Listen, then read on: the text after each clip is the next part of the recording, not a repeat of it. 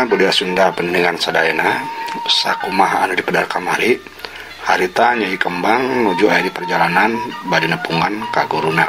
Namung di perjalanan Nyai Kembang pendak deui sareng musuh. Mangga urang teraskeun.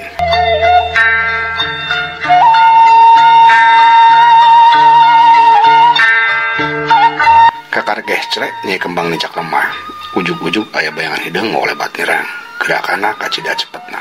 Nyai Kembang kaget, mahena teu boga kasempatan pikeun ngahindar. Ngan untungna Nyai Kembang memang bener-bener geus asak dina ilmu genutna.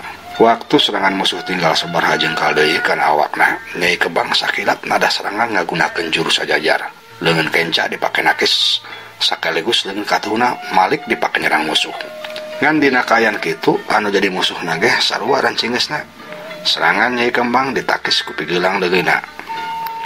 Bek dua leungeun bentrok diaradu. Nyai Kembang mundur sababaraha lengkah, kitu deui musuhna sarua luncat mundur sababaraha deupa.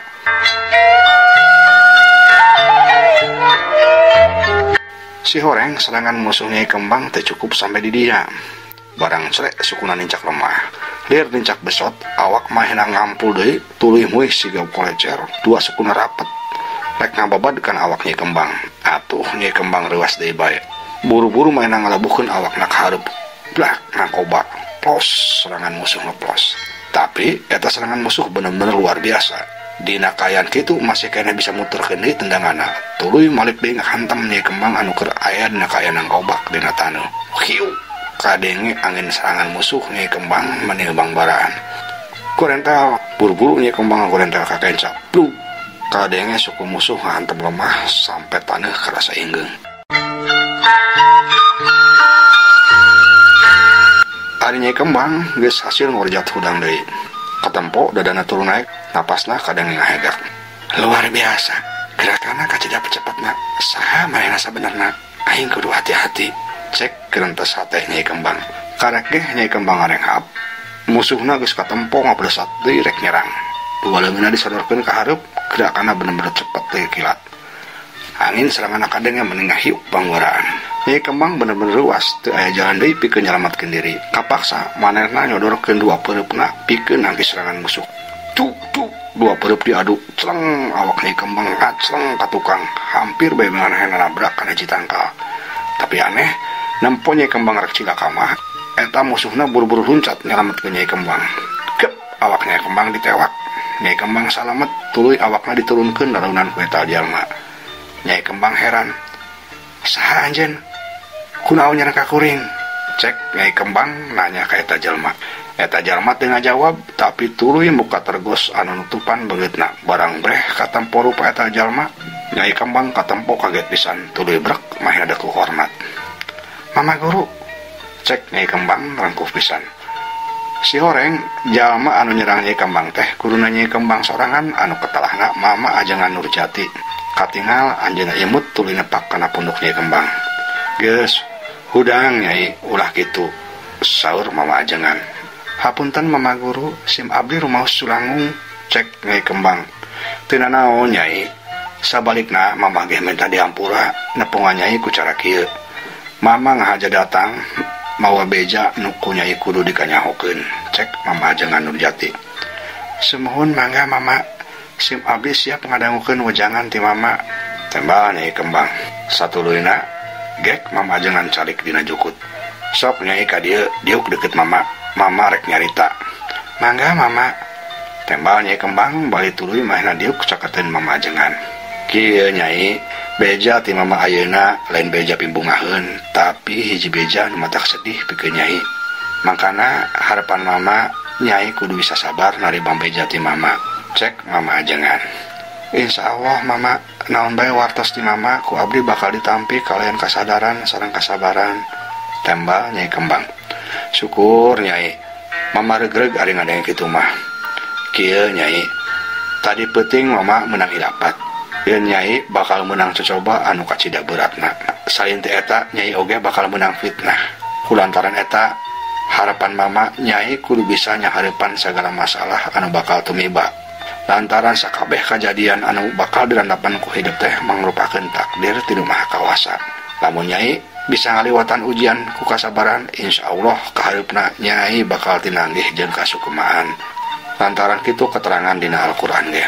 Inna ma'al usri yusron fa inna ma'al usri yusron. Sanggeus manggih kasusahan pasti manggih kabungahan. Cek Mama Ajengan. Nyai Kembang unggut-unggutan. Hatur nuhun Mama. Sim abdi tos diwartosan sate acana. Insya Allah naon bae anu bakal dirandapan ku abdi bakal dipayunan ku kasabaran. Cek Nyai Kembang. Syukur Nyai. Mama bungah pisan ku jawaban Nyai. Mudah-mudahan salawasna Allah mapanenan pitunjuk sareng kasabaran ka diri Nyai. Cek Mama Ajengan deui.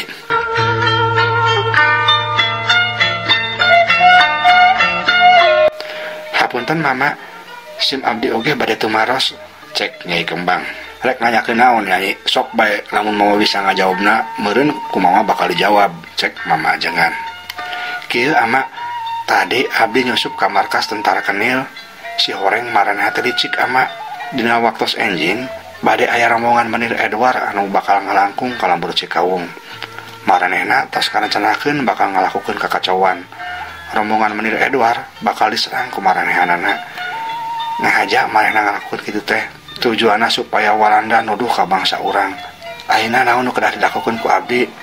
Nah, abdi kedah ngalindungan Menir Edward kanggo nyalametkeun pasukan pejuang tina tuduhan eta atanapi kedah kumaha lantaran ayeuna tos teu aya di waktos kanggo ngwartoskeun ieu beja ka saderek-saderek pejuang bangsa urang. Cek Nyai Kembang. Mama Kiai Imut. Hampura dina masalah ieu mah Mama moal nitah Nyai kudu kumaha-kumahana eta jawaban aya dina diri hidup sorangan. Naon nu cek pikiran Nyai leuwih hade eta nu kudu dilaksanakeun ku Nyai. Tembal Mama Ajengan.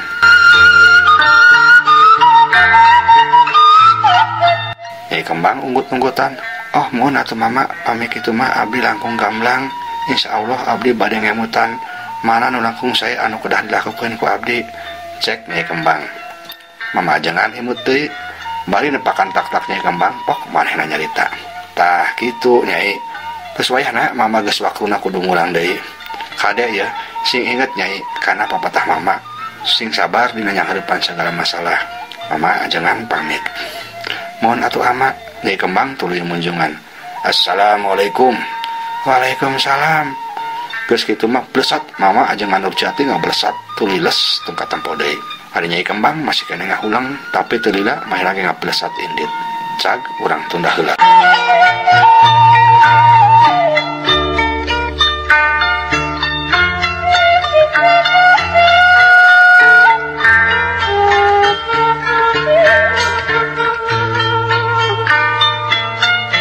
Caturkeun kaayaan di markas Kenil. Kapten Soma, Letnan Damar, Sersan Dastim, Sersan Jubeh, jeung Sersan Sambas katempo keur ngarayung baradami. Kade isukan rencana urang ulah sampai gagal. Kumaha bae carana Menir Edward kudu bisa dipateni atawa paling henteu manehna kudu ditewak ku musuh. Cek Kapten Soma kadenge ngomong ka anak buahna. Siap Kapten. Kuring jeung pasukan geus siap. Malahan kuring ngahaja nitah ka anak buah supaya kabeh marake baju kelompok Gagak Seta. Tujuanna lamun pasukan kuring nyerang ka rombongan Menir Edward, maranehna nuduh ke pasukan Gagak Seta. Tembal Letnan Damar. Alus, kitu alus pisan, dewek satuju. Tapi tetep kudu make tanda ulah sampai saruteuing jeung kelompok Gagak Seta anu sabenerna. Lantaran dewek ge geus mere parentah oge ka Sersan Jubeh supaya ngaburu kelompok Gagak Seta dina waktu nu sarua. Maraneh ulah sampai diaradu sabatur sorangan. Cek Kapten Soma deui. Eta tos dibadatankeun Kapten. Letnan Damar tos masih anterang ka sim kuring. Yen pasukan anjeunna nganggo tanda pita beureum. Eta ku kuring oge tos dibewarakeun ka sadaya anak buah. Alus ari kitu mah alus. Dewek sugeng pisan. Cek Kapten Soma bungaheun.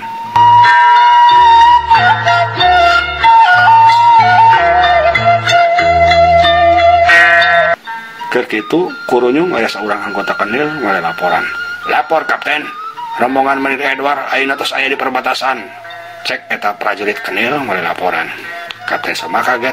Be, cilaka. Ieu di luar perhitungan urang. Si horeng mahna datang leuwih cepet dina dugaan urang. Cek Kapten Soma. Tuluy kudu kumaha urang ayeuna Kapten? Tanya Sersan Jubeh. Kek sakadeung. Dewek kek lapor heula ka Mary Jensen. Tapi alus si lain mah sambas. rencana anu tadi diomongkeun ku dewek kudu geuwat dilaksanakeun ayeuna pisan, cek Kapten Soma. Siap Kapten, ayeuna keneh kuring jeung pasukan rek mangkat, tembal Sersan Sambas. Ya, jek indit ka itu. Kade ulah sampai anu nyahueun, cek Kapten Soma. Sersan Sambas nangtung tuluy mere hormat ke Kapten Soma. Saterusna maneh indit nyamperkeun ka anak buahna. Bareng jeung Sersan Sambas indit, Kapten Soma oge indit rek mere laporan ka Menir Jensen.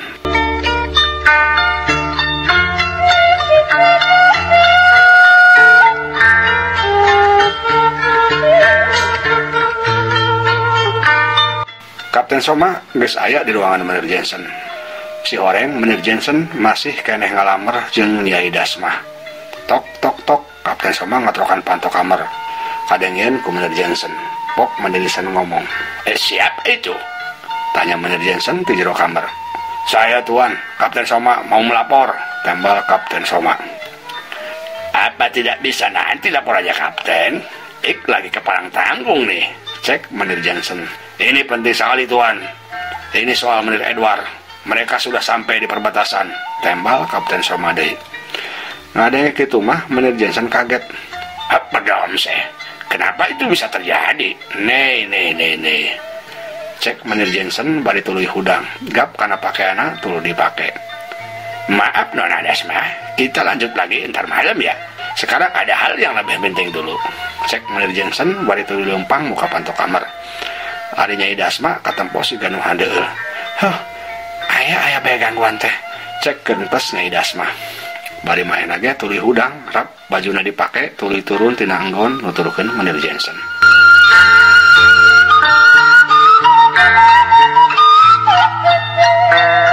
Ari Menir Jensen harita geus aya di luar kamar, katempo kediuk nya harapan Kapten Soma. Nih, ini di luar perhitungan kita, Kapten. Kamu harus segera bertindak, cek Menir Jensen. Siap, Tuan.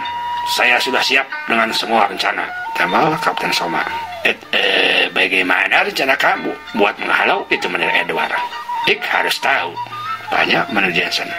Begini Tuan, pasukan saya sudah dibagi 3. Pasukan 1 di bawah pimpinan Letnan Damar. Mereka menyamar jadi pasukan Gagak Seta. Tugasnya menyerang langsung rombongan Menir Edward. Pasukan kedua dipimpin oleh Sersan Jube. Tugas mereka memburu kelompok Gagak Seta, sekalian bikin teror buat warga. Pasukan 3 dipimpin oleh Letnan Dastim, menyemput dan mengawal rombongan Menir Edward. Jelas Kapten Soma. Well. Bagus Kapten, itu strategi yang bagus. Angkat jempol buat kamu, cek Menir Jensen bari nepakan tak-tak Kapten Soma. Atuh dipuji kitu Kapten Soma menibungeun pisan, katempo liang irung nage menirebeh-rebeh bae. Maaf Tuan, ada satu lagi strategi saya, cek Kapten Soma. Apa itu Kapten? Tanya Menir Jensen. Begini Tuan, saya sudah perintahkan kepada Sersan Sambas untuk membuat jebakan di kampung Babakan Doa, kampung yang dekat dengan kampung Cikawung. Itu satu-satunya jalan yang biasa dilalui oleh kelompok Gagak Seta, cek Kapten Soma. Good. Matang sekali itu Kapten. Ik sangat suka, cek Menir Jensen. Terima kasih Tuan. Kalau begitu, sekarang saya permisi. Saya akan mengatur dulu anak buah saya, cek Kapten Soma pamit. Oke Kapten, silahkan, tembal Menir Jensen. Kapten Soma nangtung terus merehormat satulunya mahna lempang ninggalkeun ieu ruangan.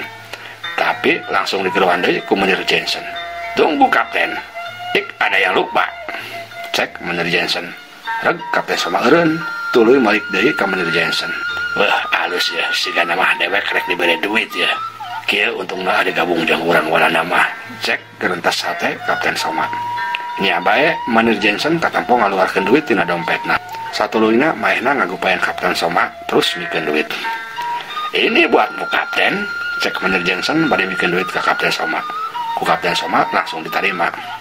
Terima kasih Tuan, Tuan baik sekali sama saya, cek Kapten Soma. Itu belum seberapa Kapten. Kalau misi kamu besok berhasil, kamu orang akan kasih duit lebih banyak lagi, cek Menir Jensen. Ngade kitu mah Kapten Soma begitu tambah semangat. Siap Tuan, doakan saja supaya tugas saya berhasil, cek Kapten Soma bari hormat tuluy indit. Sanggeus Kapten Soma Indit Nyai Dasmah nyamperkeun ka Manur Jensen tuluy diuk ngagalehe dina launana. Ayo kita teruskan lagi tuan, cek Nyai Dasmah. Manur Jensen seuri tuluy narik leungeun Nyai Dasmah ngajak pindah ka kamar deui. Cak urang tunda heula.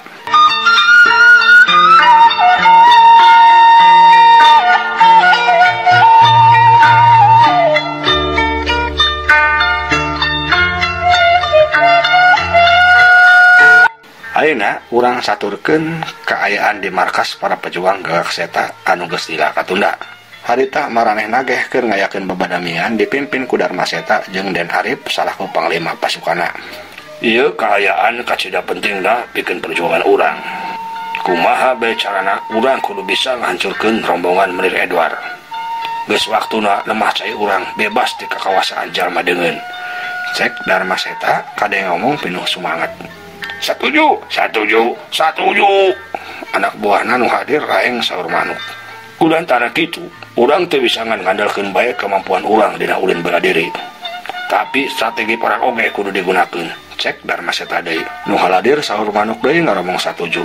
Pok Darma Seta neruskeun deui omonganna. Ayeuna kaula geus ngabagi dua pasukan. Pasukan kahiji nyaeta kelompok Maung Lodaya dipimpin ku Den Arip. Tugasna nyerang terang-terangan ka rombongan Menir Edward. Sekaligus tanggung jawab pikeun ngalindungan warga tina bahaya. Pasukan kedua nyaeta pasukan Gagak. Sakuduna mah dipimpin ku Nyai Kembang. Ngan hanjakal Nyai Kembang ayeuna teu hadir. Jadi kapaksa langsung dipimpin ku kaula. Tugas pasukan Gagak pikeun ngalindungan gerak pasukan Maung Lodaya. Anak buah kaula diutamakeun ngagunakeun tombak jeung panah. Kaharti cek Darma Seta deui. Kahartos.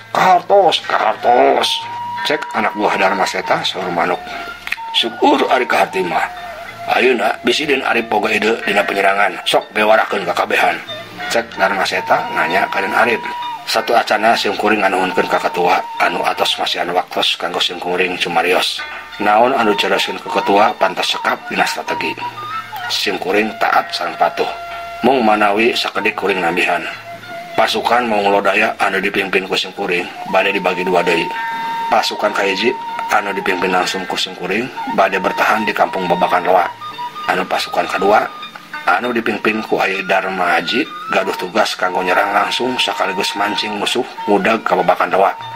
Lamun musuh geus ngudag ka Babakan Loa eta bagian tugas pasukan kuring anu ngalumpuhkeunna.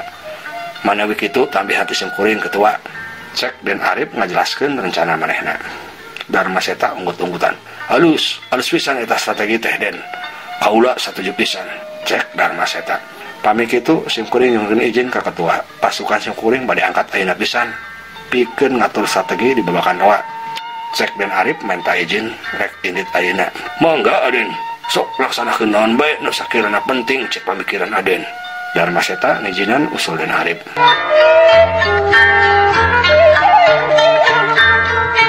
Satuluna Den Arip ngabagi dua pasukana sakalian ngajelaskeun siasat perangna. Sanggeus beres pasukan Den Arip turu indit ninggalkeun eta tempat.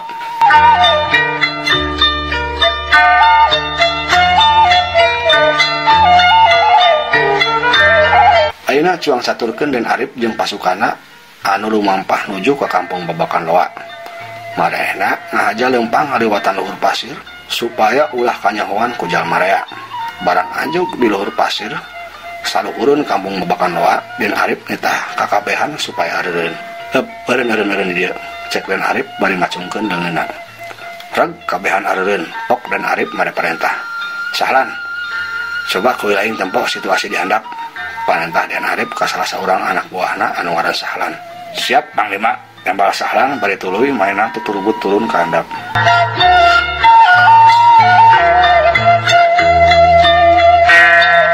Barang geus dihandap, katempo pisan jelas ku si Sahlan aya sababaraha urang anggota Kenil anu keur ngariung nyurigakeun.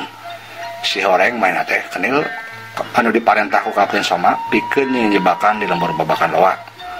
Ku si Sahlan tuluy diawaskeun. Sanggeus kanyawan jelas pisan naon anu keur dilakukeun ku anggota Kenil eta, si Sahlan buru-buru naik deui rek made laporan ka Den Arip.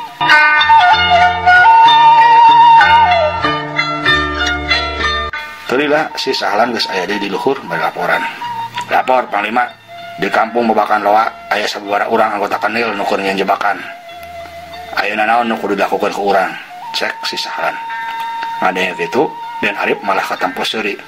Alus eta justru alus jeung urang. Ayeuna urang bertahan bae di dieu. Saurang ge ulah aya nu ngaganggu maranehanana. Antepkeun. Lantaran jebakan anu kumaha dijieun bakal nyirahkeun batu mainna sorangan, cek Den Arif. Anu sejen arunggut-unggutan, satuju. Satuluyna Den Arif jeung anak buahna caricing di eta tempat ngawaskeun kalakuan anggota Karnil anu aya di lembur babakan roa.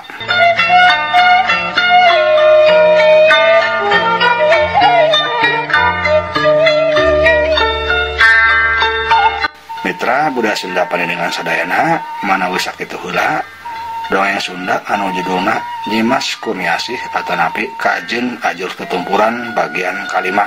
Insyaallah sanes waktos urang lajengkeun deui. Ieu dongeng karangan Pribados Kang Abun Burhanuddin oge dipedar ku Pribados. Hapunten kakiranganna. Mugi akatampi kalayan kabingahan. Assalamualaikum warahmatullahi wabarakatuh.